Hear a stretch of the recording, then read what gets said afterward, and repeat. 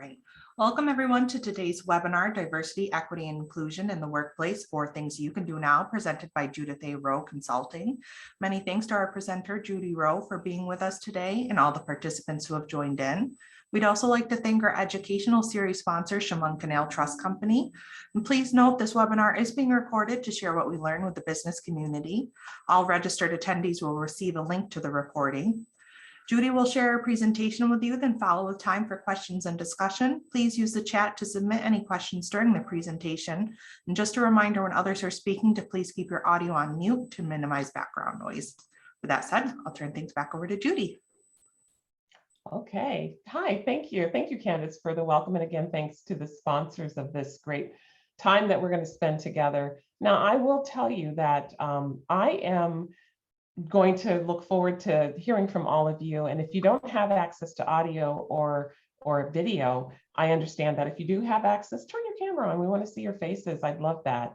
Otherwise, I'd love for you all to look in the chat, and you can see here, I was asking for you to share your name, your work or retired place, depending on where you are in your life cycle, what you hope to learn today, if you have anything. And by the way, it's okay for you to say, hey, I'm just here to learn, I'm just open or something like that. You don't have to have anything specific, but this just helps me to hone in on anything. I'm not saying we're going to cover everything, but I'll do my very best at the end to have some time to chat. So Kate already volunteered to go first. So Kate, would you go ahead?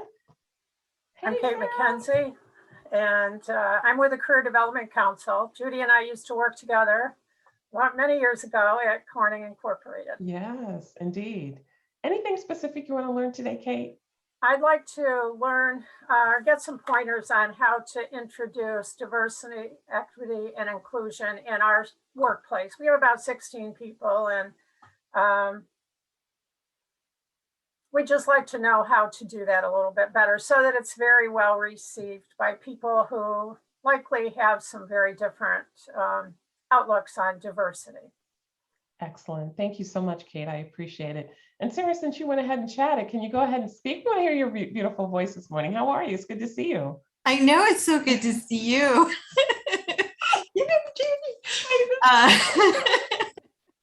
So we obviously go back. Yes, we do. Judith and I have known each other for some years, but she knew my dad before that. So sorry. That's all right. I'm as old as her dad for sure. I could be her mom. I used to work with Judith when I was at United Way of the Southern Tier, and she was on my marketing communications council. And then we were both briefly at Corning for a while together. And now I am with Elmira College. Oh my goodness, my things have changed just like in the last couple of months. Congratulations. Yes. Thanks. Literally started a month and a half ago. So, but I've been working with Elmira College prior to that since the beginning of the year, doing freelance. And among the things that I want to really help facilitate is increased, we're going to look at IDEA, in terms of disability inclusion, but also the accessibility piece, which is a passion point for me. While I was at Corning, I was co-president of ADAPT, which is the Abled and Disabled Partnering Together Employee Resource Group. So I am looking forward to learning again, as always, from Judith, just ideas about how we can go about further implementing, facilitating, fostering increased inclusion for all people at Elmira. Excellent. Thank you so much, Sarah. I appreciate it.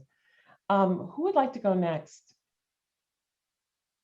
Okay, I'll just name you then. Okay, so actually Sam's going next. If you look in the chat, he says we are 2. There's 2 there. Tanya Johnson, Youth Coordinator. You can see the rest there. And Program Assistant, Chemung County Youth Bureau. Yay, and you're looking forward to learning anything around diversity, making sure everyone is included. Fantastic, Sam. Thank you so much for that. Joe, you were going to go next, were you? Yeah, I was going to say, I'm Joe Atkinson. I'm retired from the engineering department at Cameron Manufacturing. and probably about 90% of my career I spent doing projects for Corning Incorporated, both here and overseas. Oh, nice. Anything in particular you want to learn today, Joe? I'm just here to listen, and I'm involved in the planning board here for the town of Horseheads, and so anything we can pick up, it would be nice to know. Excellent. Thank you so much, Joe. I appreciate it. Why don't I just ask Bruce? Go ahead, Bruce, do you mind? And then Jen, you're up next. So I'm Bruce Whitmarsh. I'm the director at the Chemung County Historical Society. And the DEIA has been a big press in the museum world over the last 5 to 10 years. Our state organization, Museum Association of New York, has done some conferences around it. So I'm just here to pick up yet even more, and how, I find myself in an interesting position where not just trying to be an open and inclusive workspace, but also I collect stories, and to make sure I'm collecting everybody's stories. Excellent. Thank you, Bruce. I would ask you to check out the Smithsonian. They are doing some phenomenal work. They're trying to do more work around that. So check out the message from their leader, their president. I think you'll find some interesting things there. Yeah, they are one of my resources. Yay, awesome. And along with that, the American Alliance of Museums, our national organization, is also doing a lot of work on this front as well, and has been a great resource. Yeah, this will be like drop in the bucket compared to what you're going to get from there, but it's so happy. I'm happy to have you here with me today anyway. So thank you for joining us. Jen, go ahead, and then T. Johnson, you're up next. Good morning. I work at Chemung Canal Trust Company. I'm a regional manager here, so I work with I think about 16 of our branches now. So I'm out and about a lot, but I cover Chemung County, Steuben, and Tompkins, where I am this morning, and the old station restaurant is a branch here. But so I work with a lot of employees because, through my work with the branch team. So I'm hoping to be able to help them learn and really embrace diversity, equity, and inclusion, but also because they all work with their communities and looking at how we can help them embrace it in their relations with community members and clients. Excellent. And thank you for your organization sponsoring this today. That's awesome. Oh, absolutely. Yeah, thank you. You're welcome. All right, Ms. Johnson, you're up next. Good morning. I'm Tanya Johnson. Good morning, Tanya. Good to meet you. With Chemung Canal Trust Company.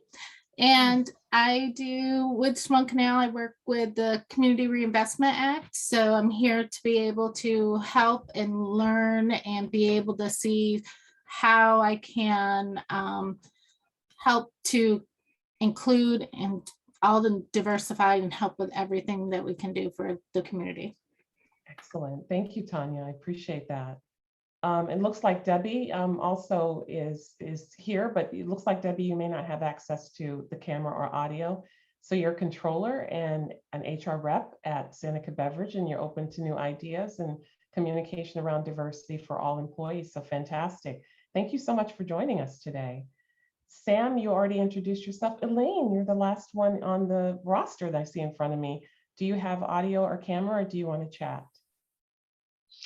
I put it in chat. Hello, everybody. Oh, that's right. Hi. That's okay. Thanks. Hi. I just wanted to, mostly I would like to figure out how to better educate my board and my staff, but mostly my board on DEI issues and sensitivity. And, I don't know, and because we don't see them except once a month, I'd like to figure out how, if there's something I could have presented to them or present to them on a sort of, maybe even every month, but a small chunks to not take up, because I don't want to do a one-time thing. I don't feel like that would be as effective, but I don't know. That's why I'm here. Oh, great. Thank you, Elaine. And thank you for coming off mute, because I think I'd like to start right there in what you all have said. You're all looking for ideas, program ideas, how to continue this, carry this back to your communities, carry it back to your organizations to make a difference. I'm going to tell you, this was 400 years in the making.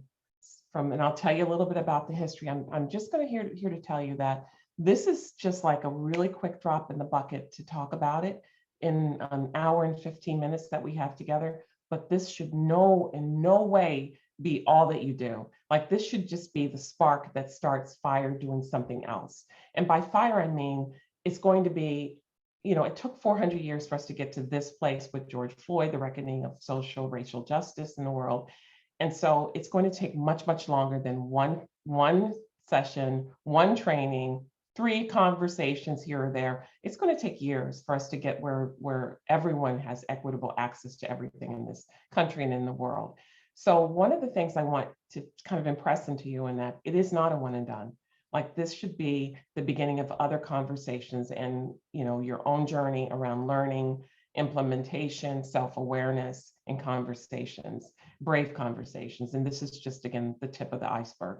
So I would encourage all of you to do more, like beyond. This has to be a journey. It cannot be like a quick trip. That's just it's not going to cut it. And you can see now the state of our country that's not going to cut it. There's too many factions, divisiveness, not enough conversation and understanding. And by the way, we're all in this together because we're all connected, whether we believe it or not. We really, truly are. So what you're going to hear from me today is I've got a presentation. I will not go back. I think maybe 1 or 2 of you saw my first presentation. In the presentation that you were presented, at the back, there are some additional there's additional information about terminology. I'm going to make just a couple of quick, surveys around where you are. And then I'd like to really dive deep into, actions that you can take. And I've got 4 of them outlined for you, but I want to do more around examples of what that looks like, and then possibly have some conversation toward the end. That's my goal. I love for people to talk to me when I'm presenting. I'd rather not just like one and done. Chat is okay and I can see it. But if I miss you, please come off mute and just talk to me. I want this to be sort of, just us talking, all of us together, because this is how change happens. It's not going to happen just by me presenting to you. It's going to happen when we have conversations and you ask questions. And I want you to feel safe to do that here with me now. All right, any questions or comments so far? Here we go. And thank you for taking time to introduce yourselves. I really do appreciate that. So I'm going to go ahead and share my slides with you. And again, these are the same ones that you will see that Candace has presented to you. So if you need to follow along differently, feel free to do that. If you need me to go back over something, just come off mute and tell me that's what you need.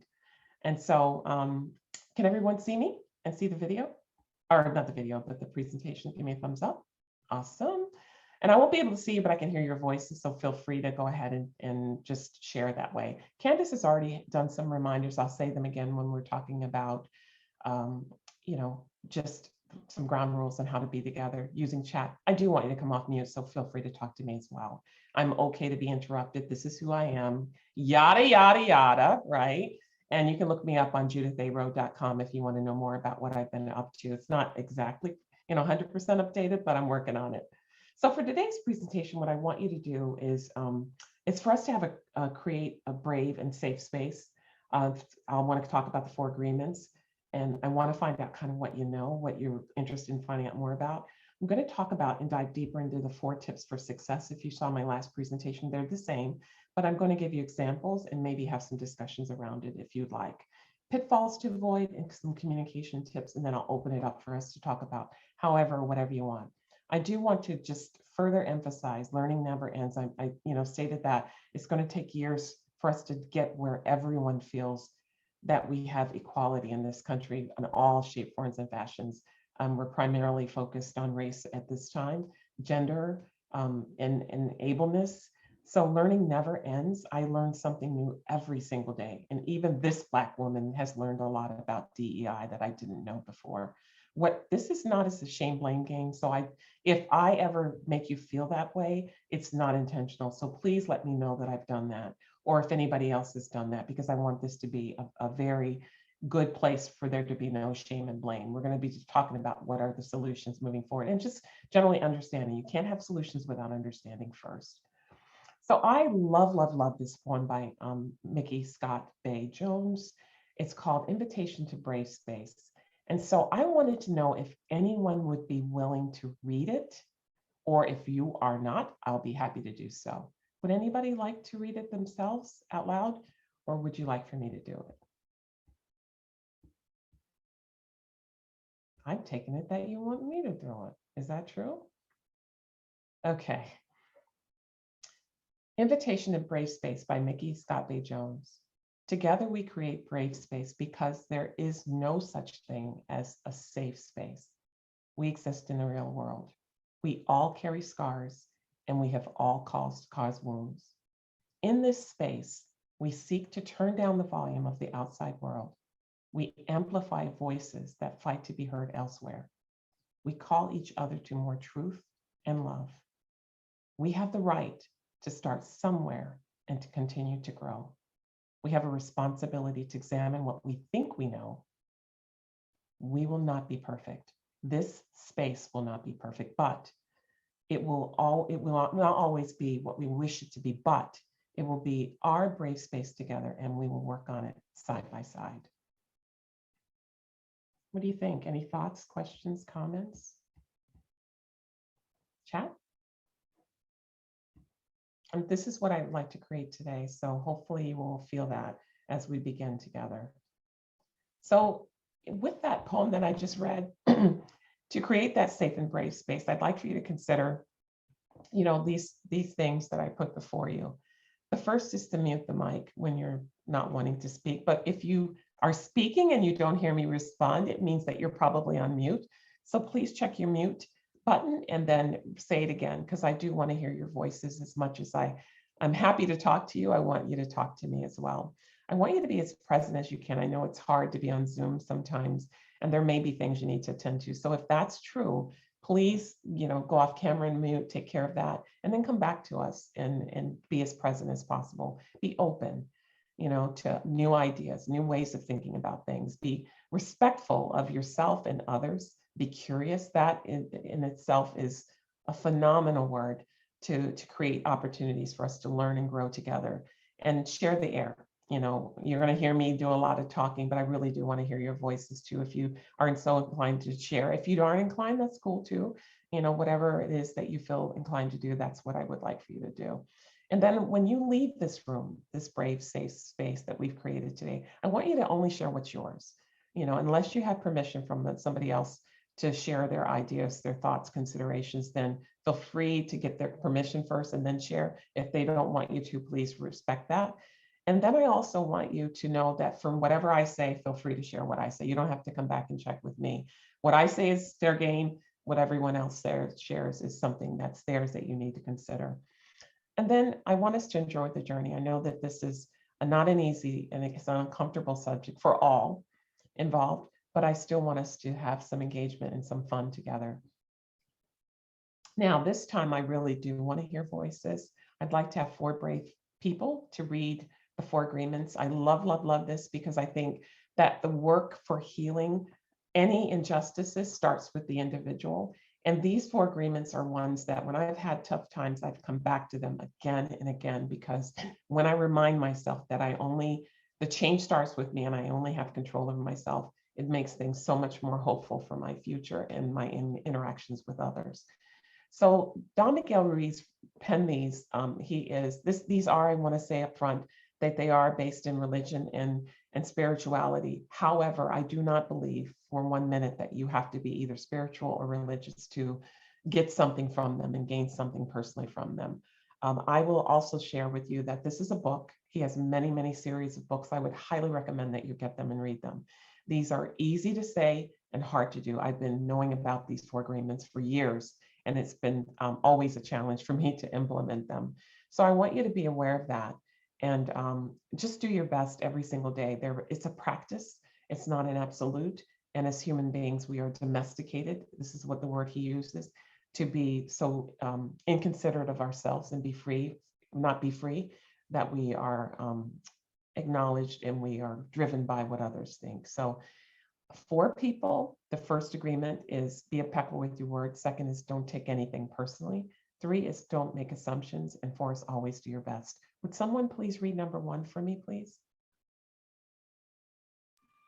I can read it. This is Jen. Awesome, Jen. Thank you so much.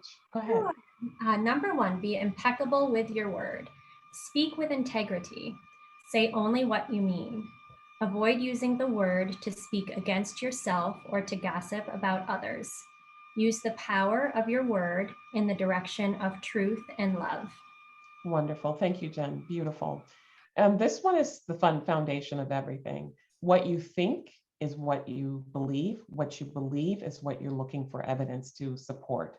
So when we're talking about diversity, equity, inclusion, sometimes we have a thought or an idea about a certain type of other person that's different from us. And what that is you have this narrative in your head, this story, and what you look for is evidence that that's true, to be further solidified in that. Likewise, so you can do that with other people, but you can also damage yourself with your word, what you think about yourself, what you say about yourself. So I always start with this because this is the foundation of who you are. Your thoughts and your words. Words have power both places, and that is where your life leads. If it's negative, negative, negative, you'll see negative, you'll live negative, you'll look for negative. If it's positive, positive, positive, realistic, love, truth, then your life can be so much better. So this one's the foundation, but this is number two. Number two is don't take anything personally. And this is my jam. This is the one I have the hardest time with. Would someone read that for me, please? Sure, I'll be happy to. Thank you, Bruce. So don't take anything personal. Nothing others do is because of you. What others say and do is a projection of their own reality, their own dream. When you are immune to the opinions and actions of others, you won't be the victim of needless suffering. Wonderful. Thank you, Bruce. Beautifully done.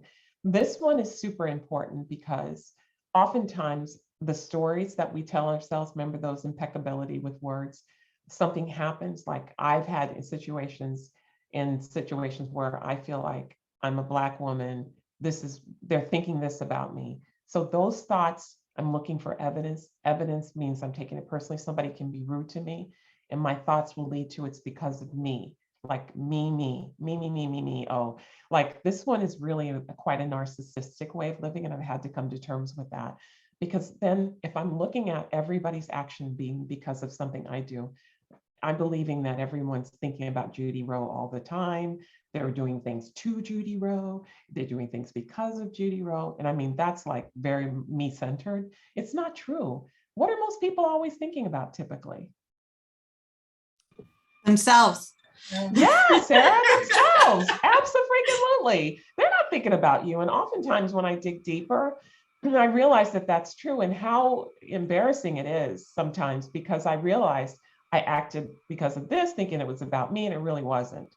And when you do start thinking that something and start taking something personally, it's great to do number 3, which is not to make assumptions, because if you do that, you can find out the truth and then know what is true and what is not true. So would number 3 be read? Would somebody be happy to read that one? Not happy, but would somebody please read number 3 for me, please? I will. Thank you so much, Sarah.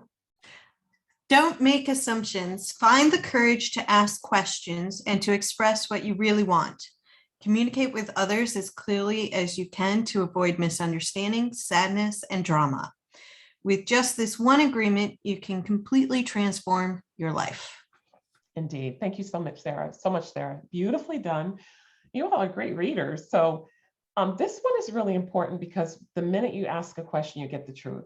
And even if you don't like it, you know, a lot of people don't ask questions because they think they won't like the answer. They're going to be embarrassed that they don't know something. Again, it's coming back to that me-centeredness of your ego getting involved with saying, I don't want to ask this question. But if you ask the question, you'll find out information that could either debunk that something's not really personal. It could be something completely different than you think. It could be somebody needs help, you know, and a lot of times, especially around DEI, asking a question, being curious is the foundation to making change. And so I would ask everyone to really lean into that. Even when you think it might not be a smart question, you think it's a dumb question, you know, have the courage to ask it anyway, especially if you're going to do it with the seeking the truth and in the direction of truth and love, and being able to have that respect for each other. So number 3 is super important, but number 4 is my absolute favorite. Would someone read that for me, please? I can do that. Yeah, wonderful, Tanya. Thank you. Number 4, always do your best. Your best is going to change from moment to moment. It will be different when you are healthy as opposed to sick. Under any circumstance, simply do your best and you will avoid self-judgment, self-abuse, and regret. Indeed. Thank you so much, Tanya. Again, beautifully, beautifully read. thank you to everyone that read the 4 agreements. And this one is my favorite because you always have another opportunity to do something either different, learn something, grow from it, or change direction and just, move on with that knowledge and do something or share it with other people. I mean, there's all kinds of possibilities here. And this is one that's filled with possibilities. And by the way, if you're hungry, hangry, tired, sick, happy, joyful, your best is going to look different. And so having that ability to recognize that it's going to be different, you may not always hit your target, but if you're living and breathing like we all are today, you have another chance to do it over again. So, I always like to tell people, if you, fell short of your expectation or somebody fell short of yours, set the timer for 5 seconds or 10 seconds, mourn that loss, and then move on from it. There's that saying of the rear view mirror being so much smaller than the front view mirror. And so that is something, that is something that you need to be considerate of, because it means that everything in the front is so much more important than what you left behind. And unless somebody has the time machine that can go back and change that past, guarantee you're not going to be able to do anything by ruminating on it or staying focused on it. Move forward and continue to grow, learn, and just be your wonderful selves. Make sense? All right, I'm going to ask you to look at these. I'm going to take us off the screen share for just a sec, because I want everyone to chat. You don't have to say it out loud.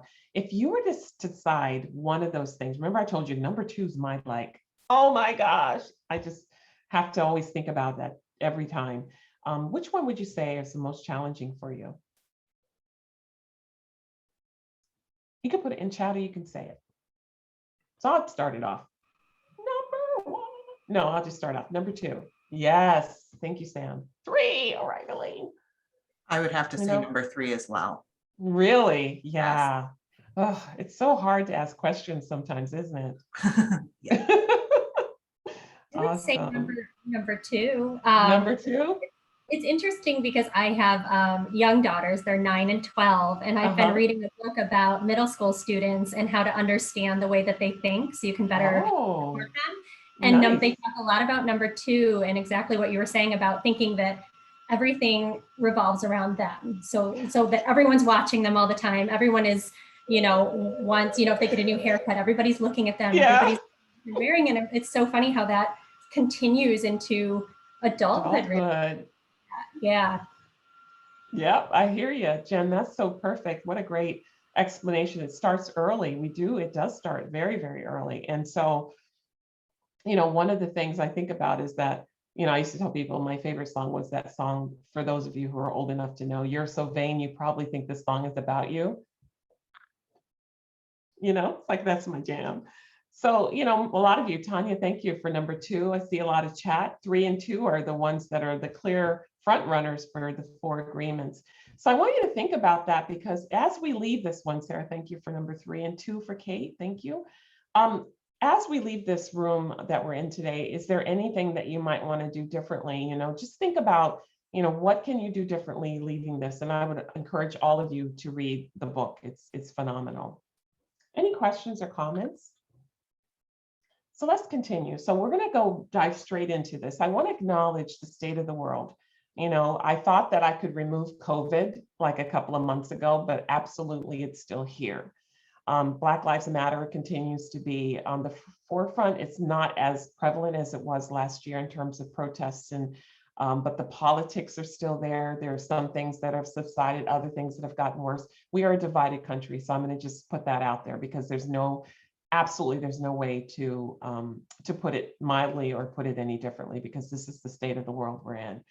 And so I want to then just acknowledge that where we are today, all of it, not necessarily the pandemic, although that has been somewhat weaponized against people that are also marginalized.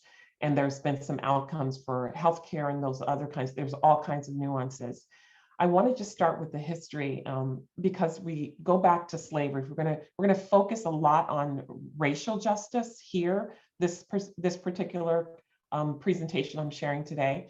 But I also want to acknowledge all the other things that are going on in terms of sexuality, all the things that are in terms of intersectionality, neurodiversity, all those things that really do matter, how people show up and their individualism.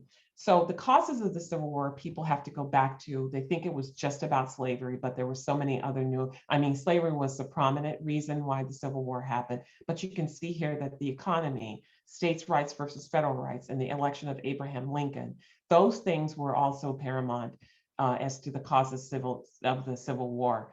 And this is where, with slavery 400 years ago, that's where the problems began. Now, this is not to scale, just so you know, but the Emancipation Proclamation happened after years of war, many deaths, and then the Civil Rights Act for affirmative. You fast forward about roughly 100 years from then, when the Emancipation Proclamation was signed, then you have the Civil Rights Act and the affirmative action laws came into play in 1964. And then after that, people don't understand how DEI came to be. They think it's brand new as of last year, but it is not. Absolutely is not. It was formed in 1960s, the mid-1960s, after affirmative actions, because many, many companies had no use for affirmative action and they had no use for civil rights. There were quite many, many, many organizations for a lot of different reasons that had bias and had prejudice and all those things as the cornerstone is how they conducted business and who they hired and who they did business with. And so the profession was born then after that.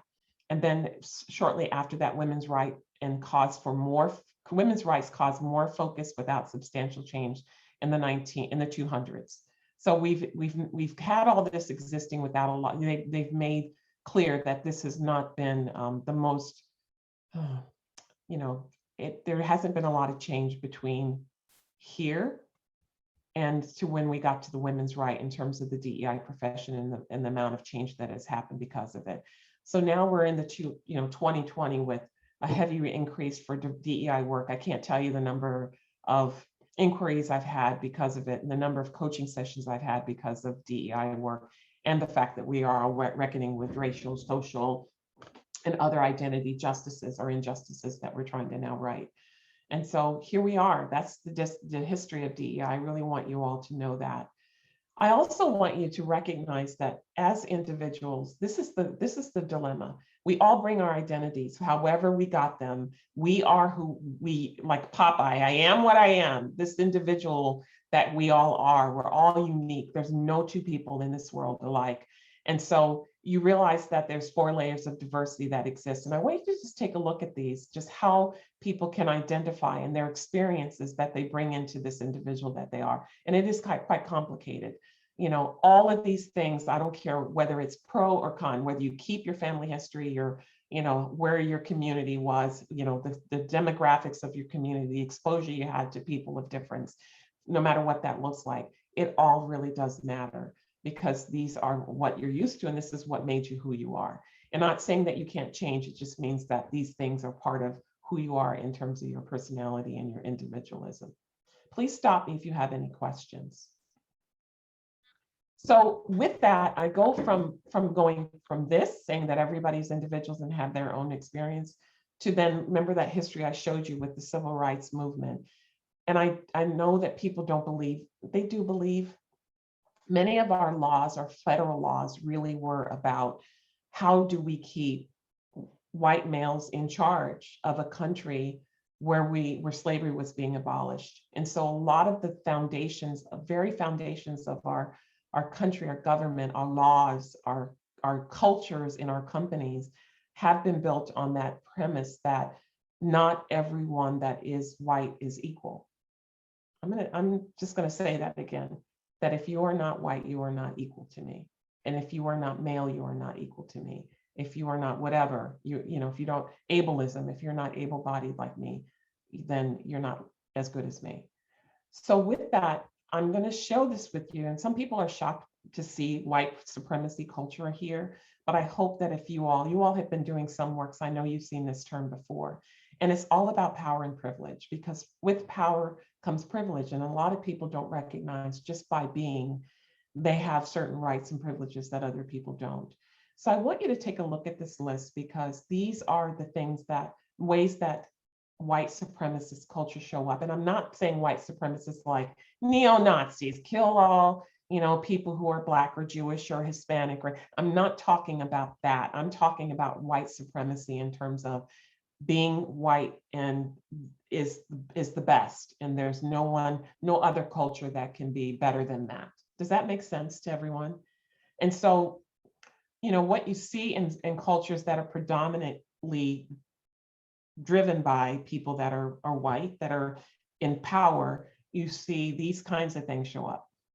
Perfectionism, sense of urgency, defensiveness, on and on, fear of open conflict, individualism, right to comfort, you know, worship of the written word, all these things, power hoarding, all these things exist. And sometimes people don't even recognize that that's what it is. And unless you are not you are not the majority, you're not the majority of the people in charge in a particular setting, you don't even notice that it is there because you're so accustomed to it. So I'm going to pause on this one. This one's pretty important. What are your reactions? Do you have any questions or comments, or have you seen this before and it makes sense? Talk to me.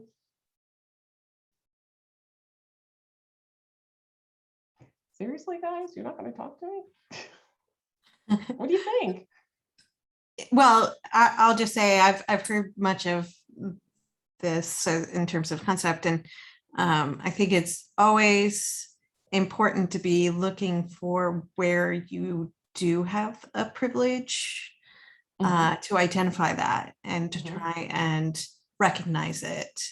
And can you use that for the betterment of others, or do you need to change something so that you can make sure that others also receive that privilege? Indeed. Well said. Thank you, Sarah. Any others? Again, you don't have to agree. You could be shocked. You could be appalled, whatever. Anybody else? And by the way, I'm a privilege. I'm a Black female, and I am privileged. I have an education. I have an income that allows me and affords me a home and all the comforts that somebody that is impoverished and food insecure and home insecure doesn't have. So even though it says white supremacy culture, I will also add that as a person of color, I still have a lot of privileges that I sometimes have to acknowledge. Not sometimes, like Sarah said, I have to acknowledge where I have privilege and where I can use it for the betterment of the greater good. We're all connected and we're all human. And so this is where this work should be driven from: heart, hands, and minds working together. So I got to ask you a question. Sure. All right, about your privilege, my privilege. In my mind, it doesn't matter race, color, creed, at all. Put that all aside. The natural law says that equality is what counts. The starting line that we all start from is what counts. Yes, and what we make of that starting line, the decisions we make through life, the things we do right and wrong, get us to where we are today. You're fortunate. You made the right decisions. You've got an education. I made a lot of right decisions and got where I am today, but I made a lot of wrong ones. The point is, we have an equal shot at whatever it is we become. We have an equal start. And what we make of that start, it's up to us, it's up to each individual by themselves, no matter what your race, color, or creed is. So I don't know, to me, I mean, I've been supervised by other races and minorities. I've supervised them, I've mentored them. So this whole thing of white supremacy is kind of offensive to me, because and I've had some people tell me I am a white supremacist just because I am white, but I've mentored all types and kinds of people. Sure, and so that doesn't make me supreme at all. And just to see the term white supremacy blanketed out over everybody is it's a bit offensive to me, because I know personally that's not how I am, and most of the people around me are like me. And we're not like that. We're all really good people who want to give everybody an equal chance at life and an equal start. And then it becomes personal responsibility as to where you end up, whether you end up as a street sweeper or a college professor. That's the path that you chose by your own decisions, whether you realize it or not. Yeah. So Joe, you're first of all, I want to say thank you for having the courage to share what your truth is, what's true for you. And I also want to compliment Sarah on doing the same.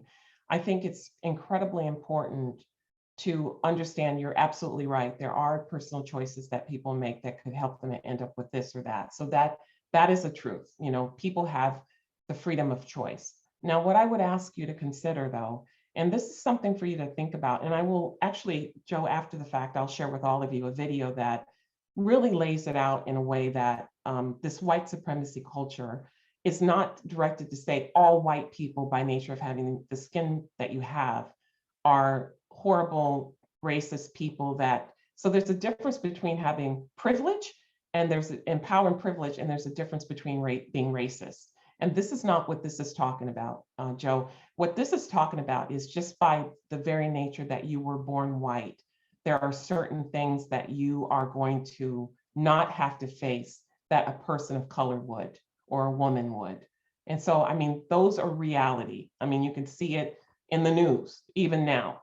Cuomo, you look at Cuomo, and it's not because he's a white man, because Black men, Asian men, all kinds of people, women have been, you know, have been considered for this type of like being, you know, sexist or, you know, having harassment issues and stuff like that. But you can look and say, okay, so we still got some challenges, obviously, because not everybody knows how to treat everybody equally.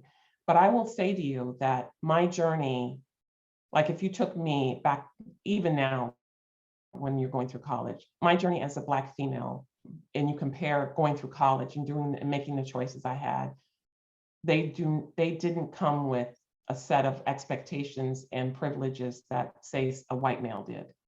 I think those are real, even now. Like I look at my sons years later, my dad being mistaken identity, beaten up by the cops, arrested, and then found to be innocent, had to go through the court system to get exonerated. And then I fast forward to my son on campus, a college student walking home from a party, being stopped by the police because he was walking back to campus from a party through a neighborhood that was predominantly white, with two of his other friends that were also people of color. I mean, there are things that exist that are not personal choices, that by nature of who you are and how you show up and how you look, how you present, leave you open to scrutiny in ways that somebody that is white doesn't have the same type of scrutiny. Joe, does that make sense to you? Yeah, I hear what you're saying. I hear what you're saying, but I've also been in other countries where I was treated the same way. I mean, when I spent my time in China, we caught them tapping my phone. We were constantly watched. We were constantly put in places that maybe we didn't want to go, you know? No, so I've been on both sides. I understand that there are other outside influences. Yes. But in general, how do I want to say it? I'm not sure how to say it. Where you get to is up to you. And yeah, sure. I mean, I had handlers yeah, keep absolutely. And then we're, yeah, understood. So Joe, go ahead and finish your sentence, and then I'll have somebody weigh in, and then we're going to move forward. Yeah. Handlers and people who made sure I didn't see certain things. I didn't go certain places. I didn't fit into the right place because I was an American and not a native Chinese person or whatever. I had Communist Party handlers. I had an interpreter who wouldn't tell me exactly what the other person was saying. And how did that feel? How did that feel for you, Joe? Oh, I took care of it, and I'll tell you how I took care of it. And it's an odd story. We had one Chinese liaison who, I'm sure he was there to watch us, but we got a little loaded one night, and he taught us how to cuss in Chinese. And a few days later, I had a problem with a gentleman there, and I knew he was insulting me. Just you could tell by his body language, his tone of voice, and the interpreter would not tell me word for word what he said. So I looked him. When the rules were, we had to talk through the interpreter. Well, finally, I realized I wasn't getting anywhere with this guy through the interpreter. So I looked at him in Chinese. I looked him square in the eye, and in Chinese, I yelled the only swear word I knew in Chinese at him.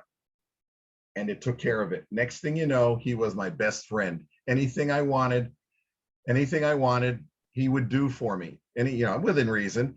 And but he understood that I wasn't going to stand for his degradation of me. Yeah. So And take once he that and got put that, make yourself black and put yourself in the It's the face same of a thing. cop. That's why it's not the same thing. So if a black person cussed at a cop that was degrading him, what do you think would happen, Joe? Well, in that case, there are laws. There are laws, no matter whether the cop is black or white, that the cop can Okay. do something about it. So Joe, Elaine, did you want to say something really quick? So Joe, thank you do. I again for wanna that weigh- context. I want to weigh in because this sounds really familiar. The conversation that we're having with Joe, my brother is also Joe, and he was home for a little while, and I got into a very similar conversation with him, and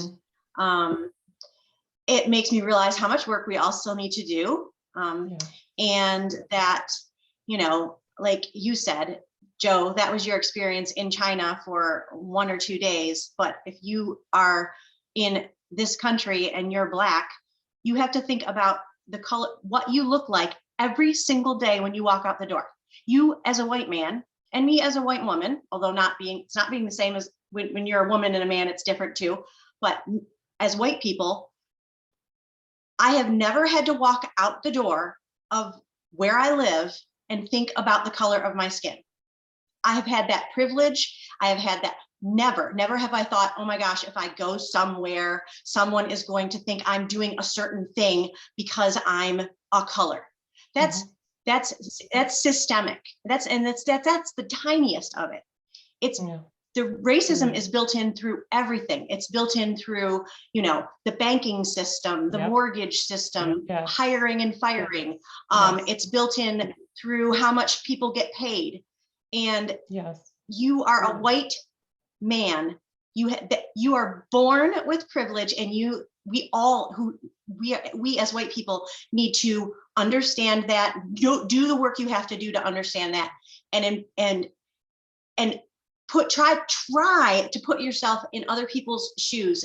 Look at, you know, listen to the podcast 1619, read some books, get yourself educated. It doesn't make you less of a white person. It doesn't make you less proud or less of a man to go and really do the research you need to do to help change your view a little bit, because you feel, I understand you feel attacked. And my brother said the same things. He's like, well, I've had a hard life and I had to fight for what I've gotten. And I say, yes, and no one's taking any of that away from you.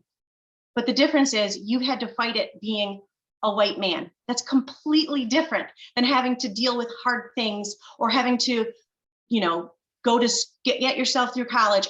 Being white is different than getting yourself through college being black. It has been since the dawning of this country. You can say whatever else, and I'm not trying to be, I don't want to be, and I'm sure I sound a little maybe combative. I feel a little combative in these conversations because, as Judy said, it's way past time to stop thinking like this. I don't know you, Joe.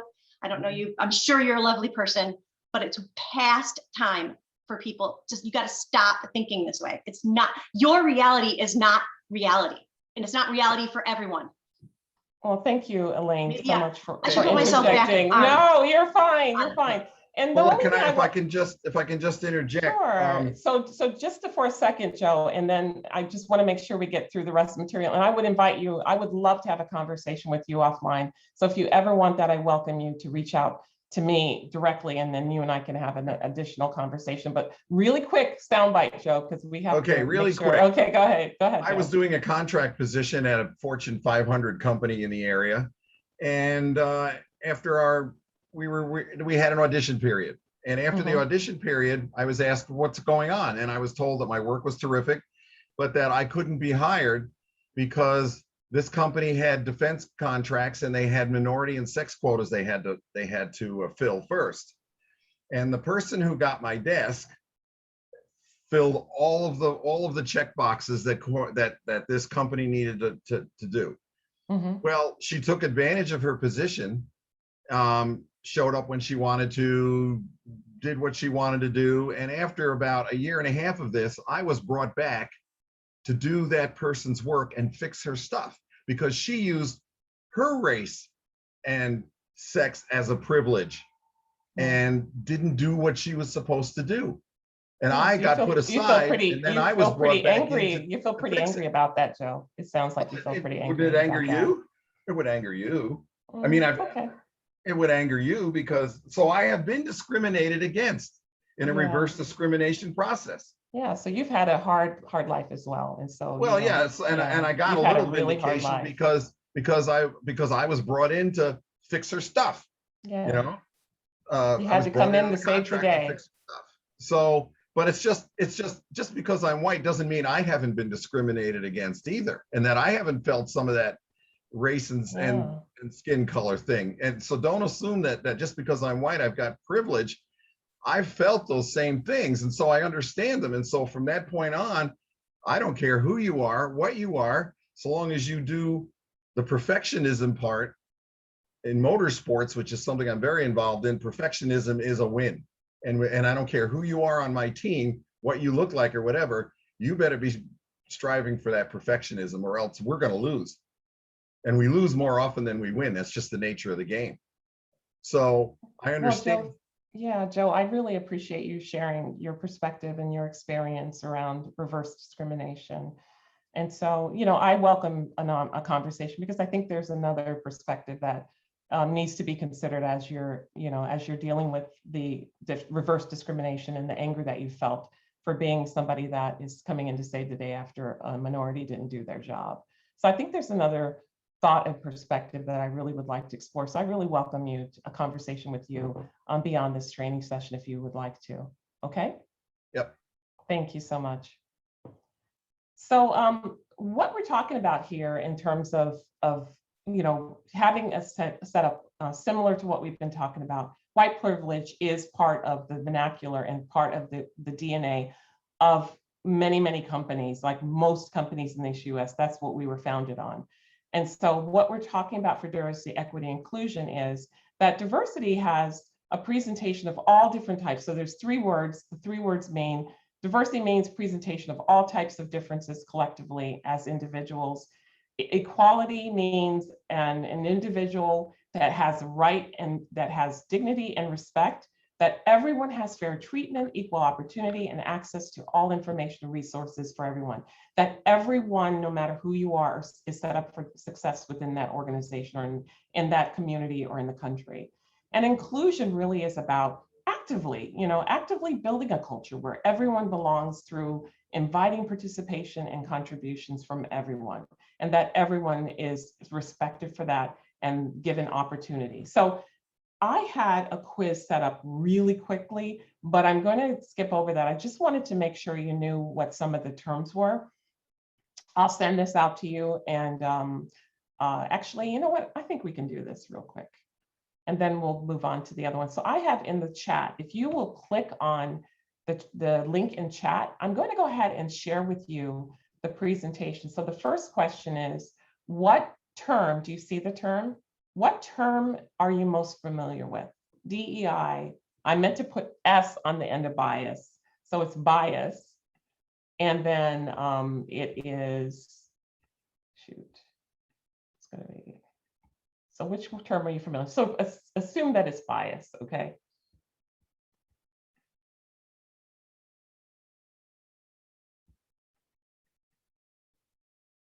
Here we go. Can you see it being built? Everyone? Do you see the dots showing? Will somebody come off mute and tell me yes or no? Yeah. Okay, awesome. Okay, awesome. So you're most familiar with bias and DEI? I just told you what DEI was, so that's kind of a trick question, isn't it? Anybody know what BIPOC is? What is BIPOC? Did somebody come off mute? Oh, I'll probably get the full acronym wrong, but it's Black, Indigenous people of color. You got it. Black, Indigenous people of color. So, okay. So everybody's pretty much, I think I have 8 votes, not everybody, but I think some of you have 2 people. So let's go to the next question. And the next question is, what is in the same link, if you go off of it and then come back in, you'll see another link that's there. Okay, somebody else put bias in. Awesome. Let me stop sharing for a minute because I'll go back on in just a sec. So use the same link. And the second question is, you know, which term are you most unfamiliar with? Do you see that next? Which term are you least familiar with is what I have put. Bias, DEI, BIPOC, intersectionality, microaggression, neurodiversity. And somebody can say, nope, I know them all. Intersectionality, great. Neurodiversity, okay, great. Look at that. All right, awesome. All right. I'm going to tell you what these are, and they're actually at the end of your presentation too. Intersectionality means that you have more than one category, so to say. So I have intersectionality because I'm a female and I am a woman. I could also have, if I were gay, I would like if I were a feminist, if I were not a feminist, but if I were a female that was able, you know, not able, I had ableism, like an ableism identity, and I also was, say, sexually different. So if I'm transgendered and I'm Black, I would, those things separately are issues or challenges that are facing people in the community and in workplaces. But if they all exist in one body, that makes it more, you know, more complicated, and I might face more issues or challenges in the workplace. A microaggression is saying something where somebody says something to you that might on surface be, you know, okay to say, but it really is a slam against your identity, whatever that might be. So for instance, I always get people saying, oh, you're so well spoken. Well, does that mean that no Black person can speak? You know, does that mean that? So I always kind of cringe when I hear people say that. Or I don't see color. I don't see color when, you know, everybody looks at you and can tell what color you are. Neurodiversity was something Sarah mentioned in her introduction, which talks about ableism and Sarah, feel free to chime in if you'd like to, but it talks about like people who have, you know, issues with, you know, not issues, but they might have, you know, able-bodiedness issues. Like you might be somebody that might have cerebral palsy. It might be somebody that has dyslexia. Some might be somebody that's considered autistic. And, you know, you have those type of things. So I don't know if you want to add more, Sarah. Sure. It's a way to say that there are different brain functional. So people who are on the autism spectrum, their brains don't work necessarily the same way as somebody who's not on the autism spectrum, but they may bring very different kind of skills as a result of having been born that way. So the idea is to say that not everybody is born the same, but they still bring something to the table because of it. Exactly. Thank you so much, Sarah. I appreciate that.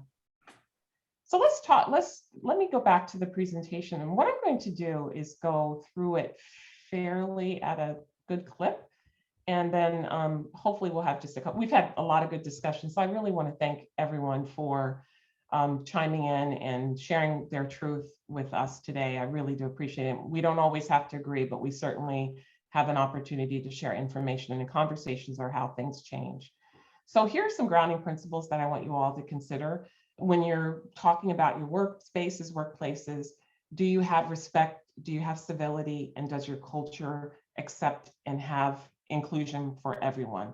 So respect is really about giving consideration. We know civility has everything to do with courtesy and politeness. You know, even how you greet people coming into your space. How do you greet people when you come into the stores?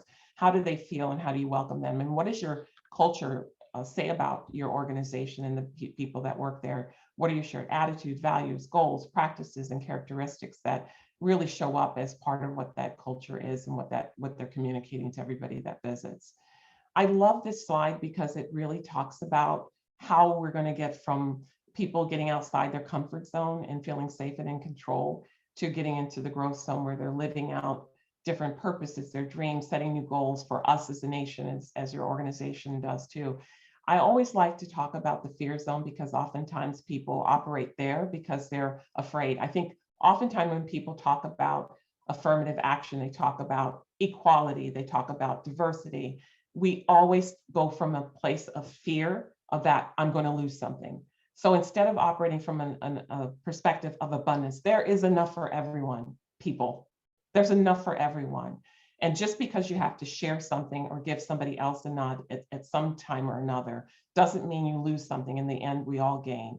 And so with that comes the opportunity to learn. As you interact with people that aren't like you, you get an opportunity to acquire new skills, you get outside your comfort zone, and then you find your purpose and live your dreams, set new goals, and realize aspirations in the growth zone. So this is something I think is incredibly important to remember. So here's 4 things that I said that you were going to learn. I'm going to go through them at a fairly quick pace, and feel free to refer back to the slides and communicate with me anytime you have additional questions. So I always like to say A, B, C, D, 4 things to be aware. The first one is assess. The second one is be aware. The C is change, and D stands for do it again, because we're never done. Learning is continuous. So assess really encounters how do you figure out where you are. So I would say for those of you who have come saying, I'm looking to try to take something back to your organization, where are you now? It's really important to be curious about where are you in your journey. There's an actual document that I'm going to send back through Canvas to send to all of you. There's a video and a document that can help you to assess where your culture is in your organization. Have the courage to say what's working and what's not. Create a safe space to have conversations, and look at your past, and then look at your present and say, okay, where are we in that continuum of change and where you want to be, and define what your future wants to be. And there's so many ways to do that. Here's an example I would like to share with you. I had an organization that came to me that wanted to make change. And so we looked at, where we were. We did an assessment to find out, what do people know about terminology? How do people feel about DEI? And where do they feel change needs to happen? And so with that, we were able to lay out a plan for how we would get, we had them define what kind of environment do you want to be? And so they defined that in terms of inclusion. They defined that in terms of all the other things that they would want to. Okay, Elaine, thank you so much. I appreciate it. I appreciate your conversation. Take care now, Elaine. Take care. And so then we were able to put together training, we were able to put together conversations and things like that that we implemented for the organization, and they're continuing on their journey. So that's an example of assessing. Be aware. So I go back to the 4 agreements. Oftentimes people are in their own bubble. They have their own stories. So it's not personal. It's hard to take that when you might feel like you're being in harm's way of sometimes when you're having conversations. But self-awareness is key to inclusivity. If you really are in tune with how you are presenting yourself, how you're sharing your ideas, and how you are welcoming of other ideas that might be different than yours, then I think that that's a very good clue of how you can move forward. And I just want to put this out there. We all have biases, every single one of us. And if somebody tells you they don't have it, they're not self-aware, because we all have it. Based on that diversity model I shared with you, we all have different experiences, and that is the room that makes room for biases. And it's always what you do next that counts. If you've caused harm, to walk away from it and not want to face it is an idea that it doesn't work well. And let me give you an example of that. This woman I met was in a conversation. She was going to have to jointly do a presentation with this person, and she felt like they had gotten off on the wrong foot in terms of inclusivity. And so absolutely, Kate, self-awareness is key.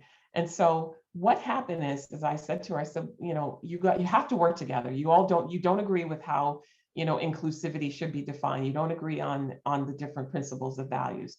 I said, can you have a conversation with that person before you actually do the presentation, and talk about what does your intention look like, hers and yours, and try to find common ground. And she did that. And so she was quite self-aware that she was feeling quite put out by this person, because there was her thoughts were different than the ones she shared. And it turned out to be a great conversation, and they had a better outcome with the client because they were able to talk it through. So that's just one example. So change, implementation. What can you and your organization do differently? What can you do to influence others? Change requires courage. And so I just want to acknowledge that and say, keep trying. Even if it didn't work the first time, keep trying. So an example of that is, I had this manager, I was working with the leader of an organization startup, and he said he wanted to make change. Unfortunately, he said, I want to do this. He was making all kinds of statements when George Floyd was killed. He was talking to his employees about it, et cetera, very involved. But then he had an opportunity to hire somebody that was different. He had an all-white male, non-diverse board of directors. And I said, this is an opportunity, you have a vacancy. Can you hire this person? Can you hire somebody that's different? And he said, well, I hired a woman before and it didn't work out. The person was selfish. I never want to do that again. So in that moment, I realized that change hadn't completely happened for him. He didn't trust that somebody different could give him what he needed in terms of board direction. And so we were continuing to have conversations about it. I mean, I could just completely wash my hand and say, look, you're not ready. He really wasn't ready, but I recognize that he still has room to grow and change. And so we need to kind of go back and do it again. And that's the next point that I wanted to make is sometimes your best efforts may not end the way you want them to. And so there's an opportunity to do it again and keep learning and growing. Keep those assessments going. Don't do it just once, do it annually or every other year to make sure you're on the right track. You have new people coming in and out. It's important to make sure that you're all on the same page. Make it part of your orientation, what your plans are. And be aware, and change and do it again. Just do all those things. Adjust, make adjustments to continuously improve. I think for that man that I told you about that didn't have a good experience with the woman that he had hired on his board before, he knows he needs to readjust to that. He needs to try to make sure that he tries it again, maybe with somebody different. He may not have had the right requirements for that person to be successful on that board.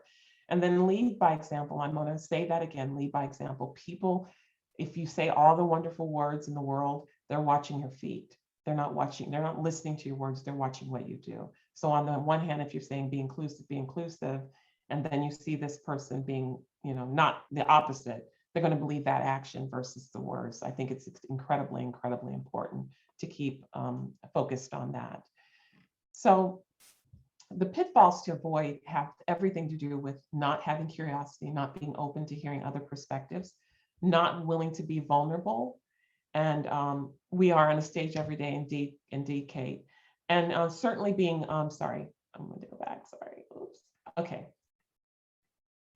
There we go.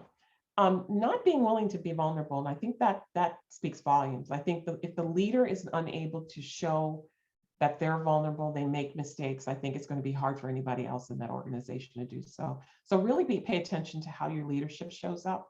I think that itself speaks volumes. And then try not to be defensive. And because defensiveness can lead to being complicit about it. And being complicit means that if a person gets defensive and shows energy, then we back away from it and we don't talk about it. When I think that's absolutely the wrong thing to do. You lean into it. Unfortunately, we couldn't do that here because of the limited time, but I certainly think it's incredibly important to have those hard conversations, even when you don't agree. And even if you don't agree, even after the conversation, that we have to accept people, meet people where they are, and continue to push for change. So unwillingness to learn and put in the work to do it. If you're not reading, you're not growing. If you're not growing, and I'm not even just saying reading, there's all kinds of ways to get information. Talking to people, looking at, there's plenty of documentaries out there. There's lists of things that you could read and listen to. I'm an audio book learner, so I always listen to audiobooks. I've learned a ton in the last couple of years, and I learn something new every day. So communication is incredibly important. I think it's important that you take turns, listening. So I always tell my sons, if you're talking, you're not listening. If you are listening, you're not talking. You can't talk and listen at the same time. So be aware of that and how that presents to itself and how that presents in your conversations to people. Be self-aware. How am I showing up in this conversation? And what is my intention? So responding before you speak, think less defensively and more about what would help. What would help here? What would help for us to get either common ground or for to be heard? Because I think at the end of the day, most people want to be heard, especially in tough conversations. And empathy, seek to understand, can you imagine what it feels like to be in other shoes? And even if you can't try anyway. And I always like to lead to when something kind of hits me kind of funny, I go, what do you mean by that? You know, that simple question can be a really good chance for that person to kind of go, I've used it before, and I had to use it, but I've used it before, and even had it used to me. And I'm like thinking, I got to think about that. What do I really mean by that? What was my intention? And that's the thing that really matters the most. Here are some helpful resources. So for all of you, I think I love these. There's some that I would update. There's tons of books, readings, articles, podcasts out there. I would highly recommend that you continue to learn, because I always think, as Vernon Howard says, it's always important to walk through life as if you have something to learn. And my favorite from Maya Angelou is do the best you can, and until you know better. And then when you know better, you do better. And again, this is a journey, not just something that's really quick and dirty. It's going to take time.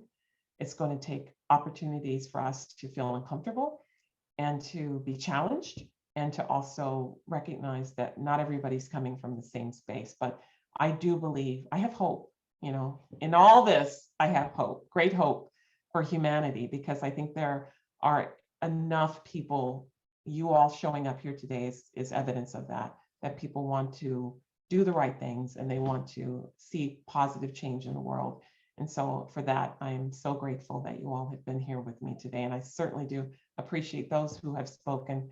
You know, whether we agree or disagree, I am so glad that you took the opportunity to have the courage to speak up and share what's true for you. So I wanted to say thank you all for being here. And I think we have no time for questions, but if you wanted to hang on, I do have a few minutes to spare. So if you want to stay, you're welcome to do so. If you have to run, I totally get that. So thank you again. And Candace, I don't know if you need anything from anybody at this time, but I want to say thank you also very much for being with me today.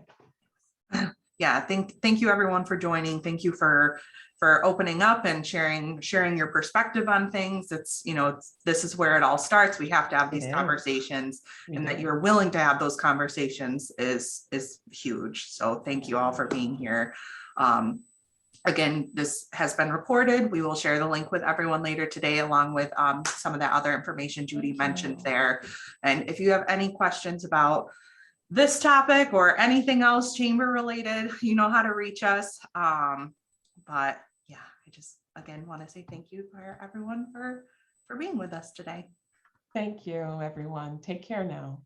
Have a good day. Be well. Stay safe. Okay. If you want to stay, you're welcome to. I'll hang out for a little bit if you have any other questions or just additional information that you'd like.